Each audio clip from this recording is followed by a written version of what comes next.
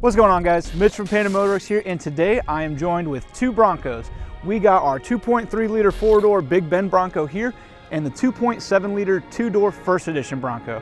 In today's video, we're going to discuss what the differences are and whether or not it makes sense to buy a lower trim model and upgrade it, or buy a little bit higher trim and leave it stock.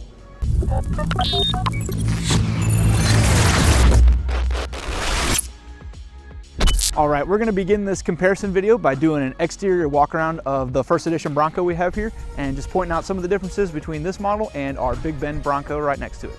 So first thing you'll notice is the paint. This color is called Lightning Blue and it is a First Edition exclusive color. So this is definitely the color to have if you have a First Edition, as it is the only model that is offered on. So along with that, you'll also notice the graphics package on the hood and right here on the side. Again, that is a First Edition exclusive and just something else that helps differentiate it. You also notice here on the fender, you do have the First Edition badge, which is another differentiating factor.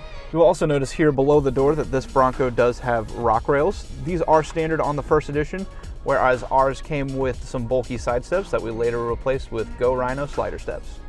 Also, you will notice that the front grille and the mirror caps are painted shadow black from the factory, whereas ours we did paint tuxedo black as they did come in plastic.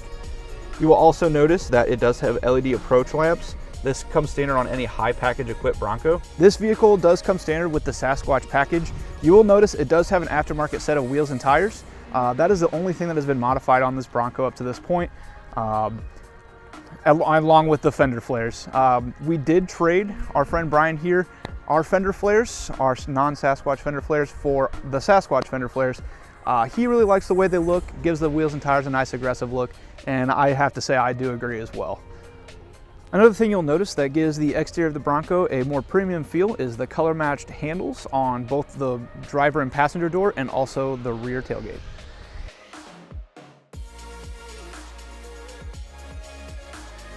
All right, so now we're in the interior of the two-door First Edition Bronco, and first thing you'll notice is the leather seats. They're very nice, very comfortable, very nice soft leather.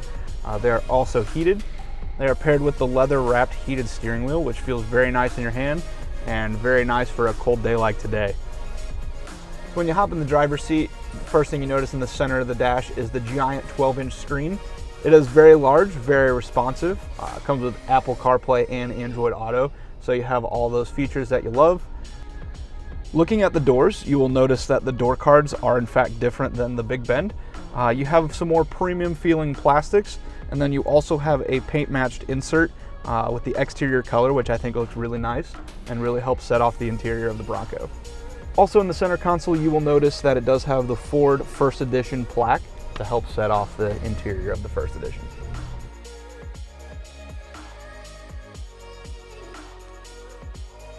All right, so we let the Bronco warm up here a little bit as it is a pretty cold day, so we're just gonna go ahead and throw it in drive and set off. This is my first time driving a 2.7 liter Bronco, also my first time driving a two-door Bronco, so hopefully we'll get a little bit of comparison. Hopefully I can explain some of the differences between the two.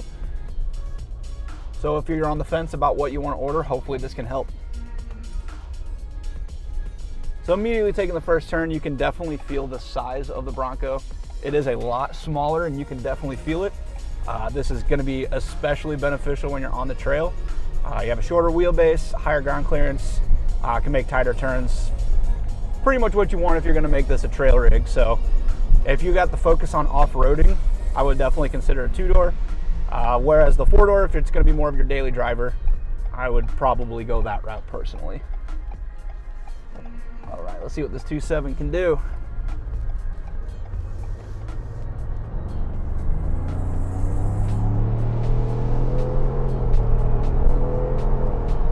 All right, yeah, it's definitely got some good pick-me-up. Very quick, something I would expect from a twin-turbo V6, so no surprises there. But really comparing it to the 2.3, you definitely feel that torque a little bit lower on, and it just keeps going. It keeps pulling, very nice. We'll see how it does merging onto the highway. Also, I want to make a note about the exhaust. In stock form, it does sound pretty good. I've heard a lot of complaints. I think really the big complaint is the fact that Ford didn't put a V8. Totally get that. This car would have been awesome with a V8, but totally understand. If you're not used to the twin turbo V6, it is a little bit different, but personally, I kind of like it. Definitely doesn't sound like some of the V6s that have a bad reputation, kind of like the VQs you find in a Nissan 350Z or G35 or something like that. So I will also say this is my first time driving a Sasquatch equipped vehicle. The Bilstein shocks, they're very nice. I know they're really designed for the trail, but I mean, they do give a nice compliant ride on the road. So it's definitely something to consider, as that trim or that option is available on all Broncos. So if you're thinking about going with the Sasquatch and you have some reservations about ride quality, it is pretty nice. It does ride a little bit more truck-like, but definitely something I could live with. So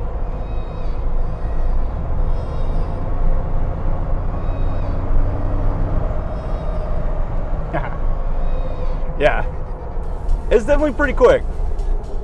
If anyone's out there telling you it's not, they're probably used to driving something with 500-600 horsepower. But if you're like me, coming from someone with like 300 wheel horsepower or so, it's definitely you definitely feel the power.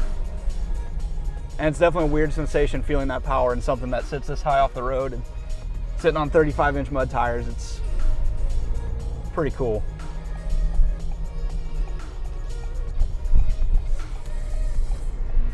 Again, I did mention it's very cold today.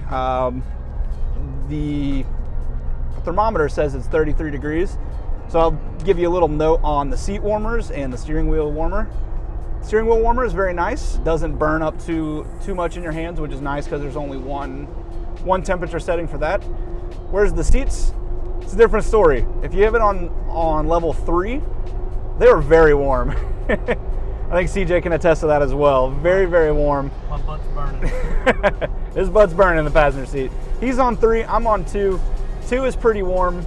I'm about to dial it down to 1. I don't know how he's surviving over there on 3, but yeah, just doing just a short little drive, getting to merge onto the highway.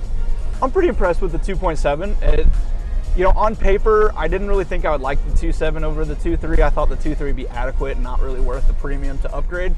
But after driving it, I don't know, it's making the decision a little bit different. So I guess it's really going to boil down to what your needs are, what your budget is. I think I would probably still stick with the 2.3, just for budget reasons. If I was personally buying one, I don't know if I could justify the extra money for the 2.7. Although if you do have the extra room in the budget, it is a very nice upgrade.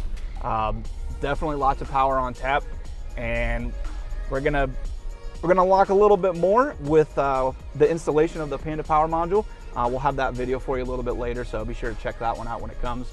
Make sure you're subscribed so you don't miss out on it. All right, that's gonna just about wrap this video up. We want to know in the comments below, which one would you take? Would you take the 2.3 liter lower trim Big Bend Bronco modified, or would you take a stock First Edition? Be sure to let us know.